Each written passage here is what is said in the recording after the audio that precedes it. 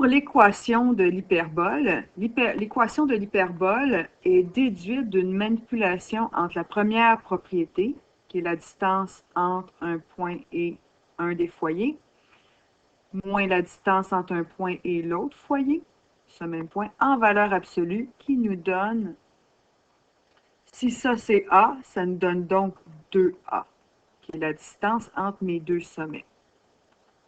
Cette distance-ci. On peut aussi établir qu'avec l'autre propriété, cette distance du centre au sommet est équivalente à A. Et selon l'autre propriété, ici c'est notre distance focale qui est C.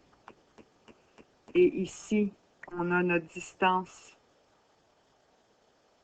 verticale, donc le point qui correspond à l'asymptote quand on utilise le A comme déplacement horizontal. Alors ça, c'est notre B. Alors on voit tout de suite qu'il y a un lien.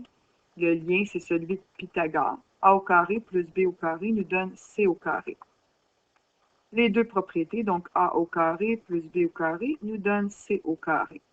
Par une suite de manipulations de ces deux formules-là, on arrive à l'équation de l'hyperbole, qui est semblable à celle de l'ellipse, sauf que celle de l'ellipse, qui était celle-ci, x moins h au carré sur a carré, plus y moins k au carré sur b carré égale à 1, se fie à la propriété d'addition.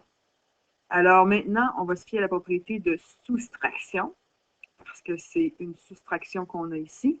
Donc, c'est exactement la même formule, sauf que pour l'hyperbole, ça va être x moins h au carré. HK, hein, ça a toujours rapport avec notre centre, évidemment. Sur notre a carré, moins y moins k au carré sur b carré, qui est égal à 1. Si maintenant, on prend l'hyperbole qui est verticale,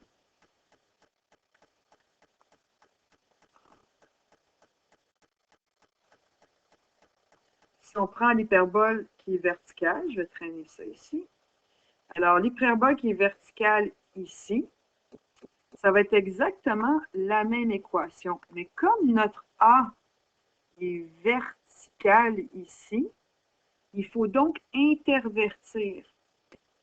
Alors, on va avoir ça ici. Je vais juste remettre un petit B carré ici. Alors, on va intervertir le y moins k au carré va s'en aller à la place du x moins h au carré. Donc, ça va donner ça, et celui-là va aller là ici. Et on va avoir la même équation, sauf que c'est y moins x à la place. Alors, on est toujours sur notre axe, ici sur notre distance, c'est-à-dire entre le centre et le sommet.